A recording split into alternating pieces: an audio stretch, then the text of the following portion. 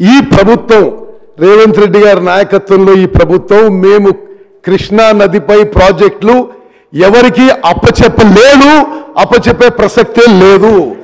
మీరు ఎక్కడి నుంచో మినిట్స్ తీసుకొచ్చి చదివి మేమేదో చేసినామంటే దానికి మేమెందుకు జవాబు చెప్తాము?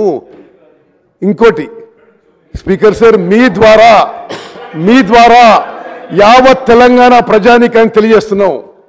ఏమైనా తెలంగాణలో కృష్ణా నదీ జలాల విషయంలో తెలంగాణకి అన్యాయం జరిగిందంటే ఆనాటి టీఆర్ఎస్ ప్రభుత్వం వల్ల.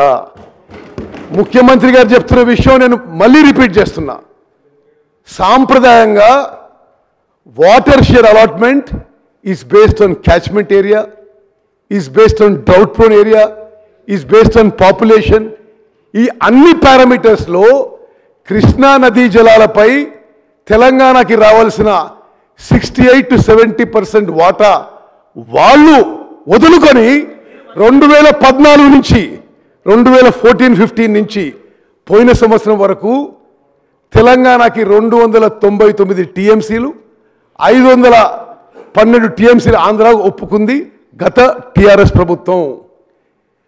ఈ వాటా ఒప్పుకొని శాశ్వతంగా తెలంగాణకి అన్యాయం జరిగింది మీ ప్రభుత్వంలోనే. ఇప్పుడు ఇది నేను చెప్తున్న విషయం కూడా కాదు.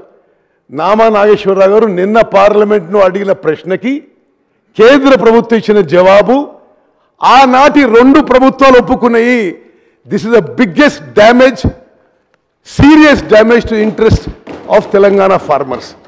అదేవిధంగా మీరు హరీష్ రావు గారు, మీకు తెలుసు ఎన్ని విధాలుగా కృష్ణా నదీ జలాలపై తెలంగాణకు అన్యాయం మీ 10 ఏళ్లలో జరిగింది. Definitely speaker sir, we should have a separate discussion on Krishna waters in this house. No, let me just summarize.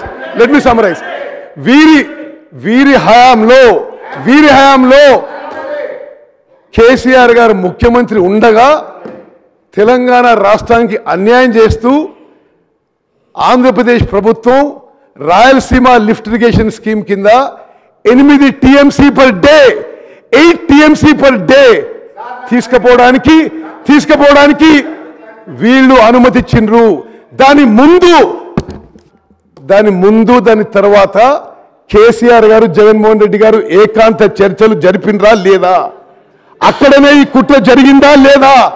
యావత్ తెలంగాణ ప్రజానికానికి ఈ విషయం తెలియాలని చెప్పి మనవి చేస్తూ, స్పీకర్ సార్, నేను ఆన్ రికార్డ్ ఇరిగేషన్ మినిస్టర్గా ఈ హౌస్కి తెలంగాణ ప్రజానికాన్ని తెలియజేస్తున్నా, కృష్ణా నదిపై ఉన్న ప్రాజెక్టులు కేఆర్ఎంబీకి అప్పజెప్పడానికి మేము ఒప్పుకోలేదు, ఒప్పుకోబోము అని చెప్పి కూడా మనం చేస్తున్నాం.